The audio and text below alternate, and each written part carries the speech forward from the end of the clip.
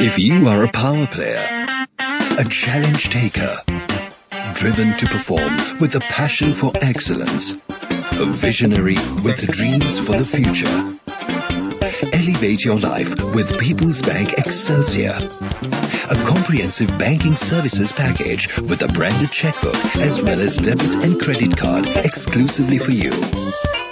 People's Bank Excelsior, for professionals who dare to dream. In a few moments, the news. People's Bank Excelsior. Live the life you want. This is the Sri Lanka Broadcasting Corporation.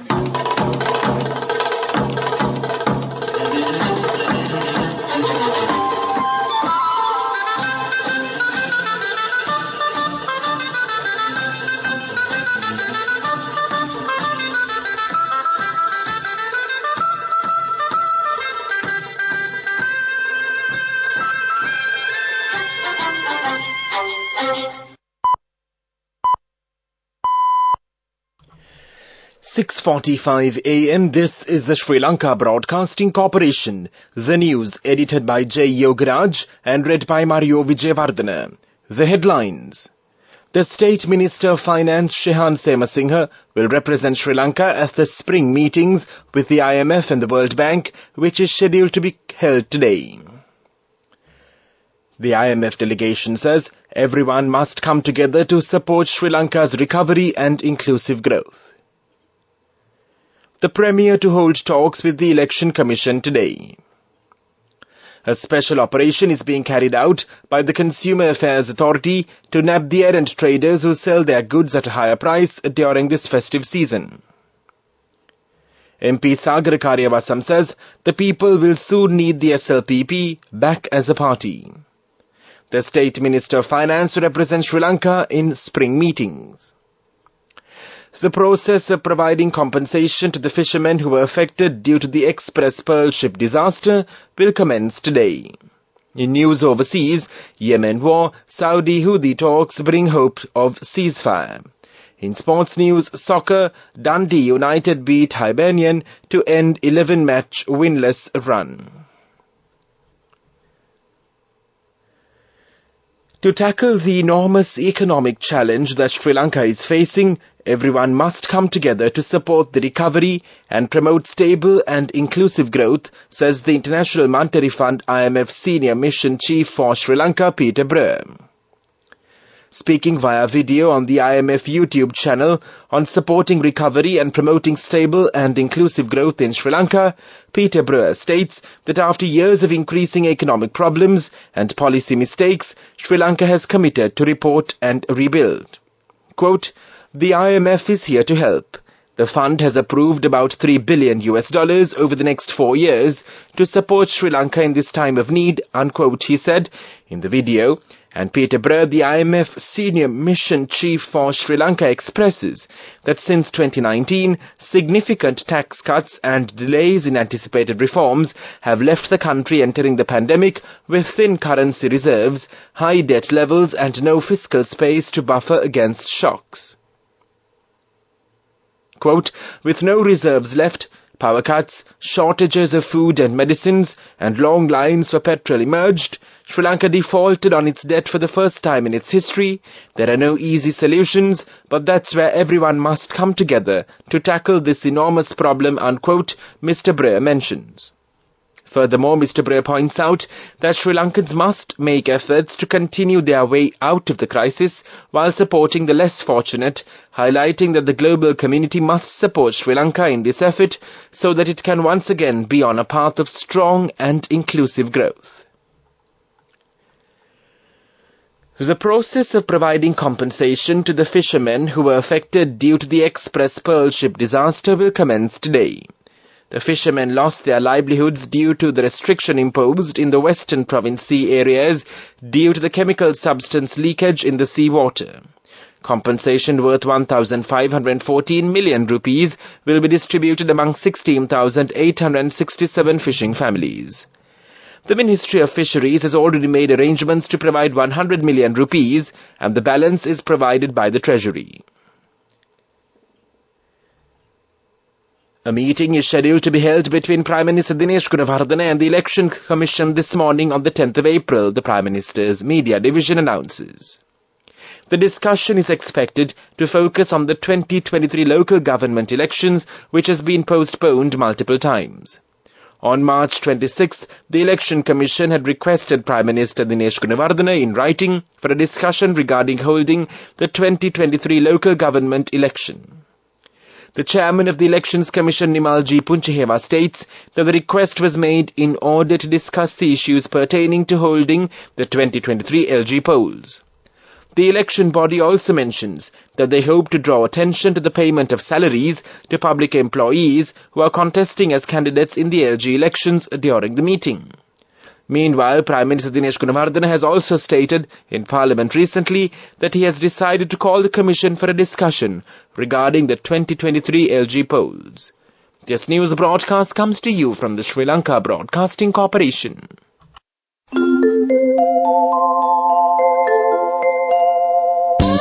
People's Bank Excelsior. Live the life you want.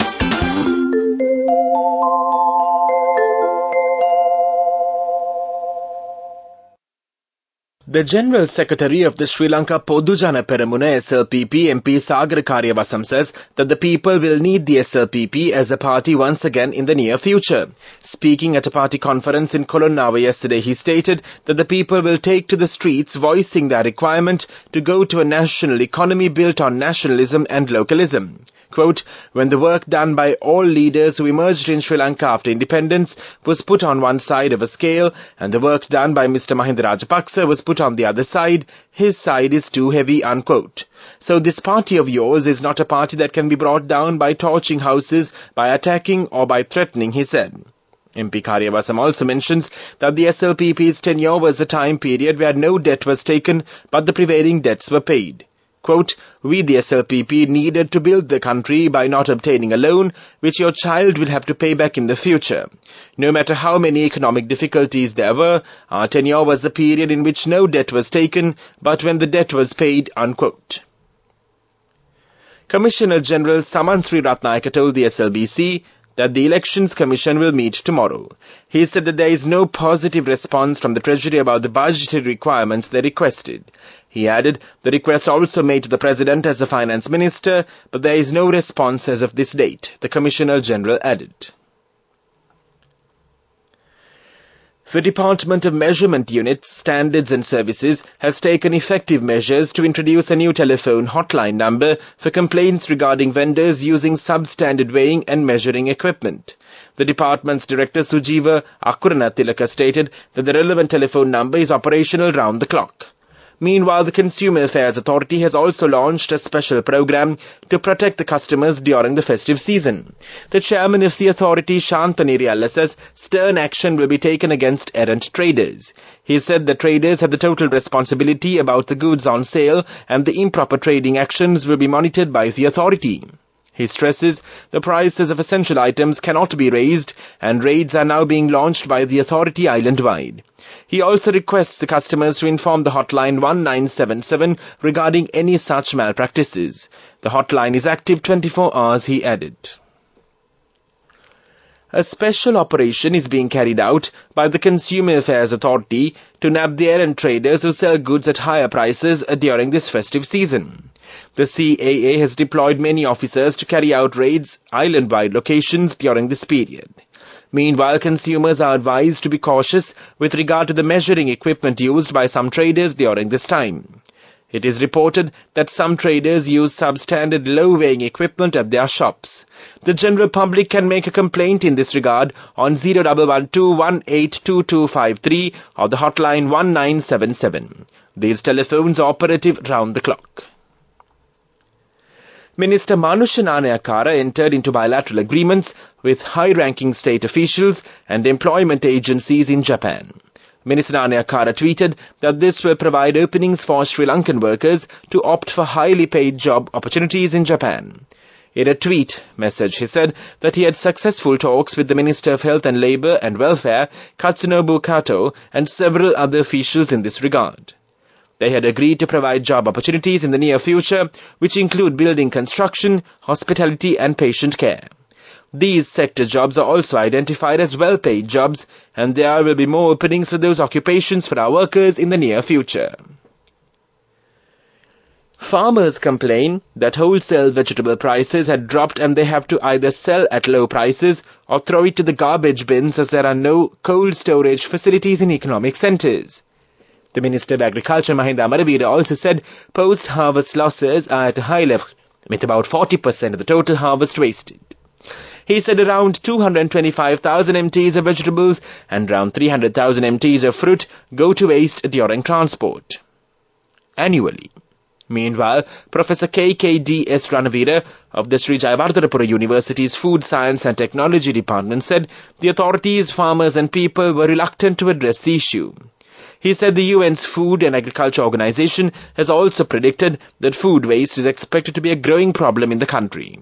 According to the Ministry of Agriculture, the food that was wasted in 2021 would have been sufficient to feed 10 million people, and about 4,000 MTs of food is wasted a day.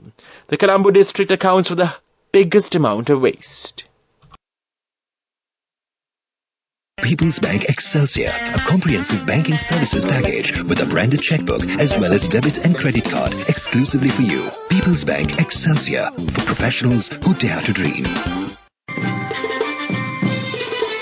The main news story is brought to you by Siddhalepa Vedamahatmya. The State Minister of Finance Shehan Semasinga will be representing Sri Lanka in the spring meetings with the International Monetary Fund and the World Bank, which is scheduled to be held from today, the 10th of April, in Washington, D.C., the Ministry of Finance, Economic Stabilization and National Policies announces.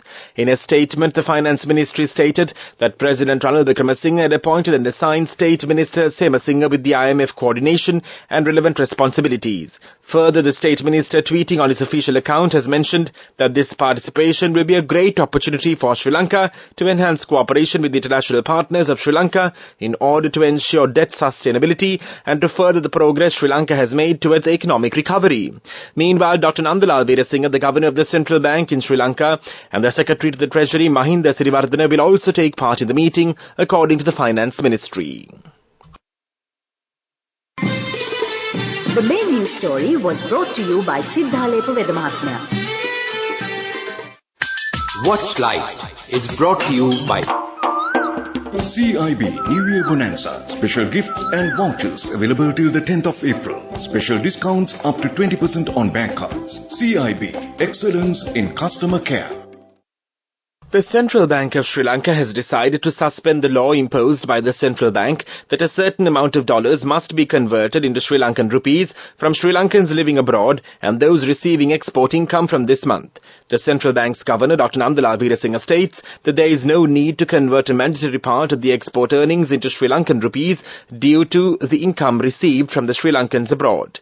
The Governor also said that the Central Bank took this decision in consideration of the rising trend in the amount of US dollars received from the remittances sent by Sri Lankans abroad, export earnings as well as the earnings received from the tourism sector. CIB New Year Bonanza. Special gifts and vouchers available till the 10th of April. Special discounts up to 20% on bank cards. CIB, excellence in customer care. In world news headlines, Maya and Rina D. Funerals of sisters killed in occupied West Bank taking place. Yemen war, Saudi Houthi talks bring hope of ceasefire. Israel hits multiple targets in Syria after rockets fired into Golan Heights. The father of two British Israeli sisters killed in a shooting in the occupied West Bank embraced their bodies while mourners sang songs of grief at their funeral on Sunday. Maya and Rina D, 20 and 15, were killed on Friday when their car was attacked in the Jordan Valley. Their funeral was held at a cemetery in the settlement of Kefsar Etzion. Their mother Leah remains in a critical condition after surgery to remove bullets from her neck and spine. A Saudi Arabian delegation is in Yemen's capital Sana'a for talks with the Houthi rebel movement aimed at reaching a new and potentially permanent ceasefire. A mediation team from Oman is also in Sana'a. The capital has been controlled by the Houthis since they drove the Yemeni government out in 2015. Soon after, war erupted between the Houthis and a Saudi-led coalition supporting the government. Israel hit multiple military targets in Syria in response to 6 rockets fired into territory it controls overnight, the Israeli military has said. The Israeli Air Force said fighter jets and a drone hit the rocket launchers as well as a Syrian military compound, radar systems and artillery positions. Syria said the strikes caused material damage. The rocket fire from Syria into the occupied Golan Heights was claimed by a Palestinian militant group. And now the main points of the World News segment once again. Maya and Reina D. Funerals of sisters killed in occupied West Bank taking place. Yemen war. Saudi Houthi talks bring hope of ceasefire. Israel hits multiple targets in Syria after rockets fired into Golan Heights. That was World News. Development News. The Power and Energy Minister Kanchana Wijesekara yesterday reviewed the progress of the project to fix rooftop solar panels on government buildings and religious institutes with the assistance of $100 million credit line from the Indian government. He said that the surveys conducted to identify the government buildings to fix these panels are nearing completion. That was Development News.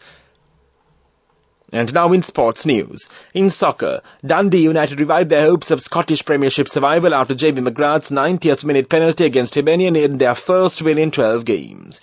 Jim Goodwin's side had slipped 5 adrift at the bottom after Ross County won on Saturday, but returned the gap to 2 with the manager's debut victory in his 5th game in charge.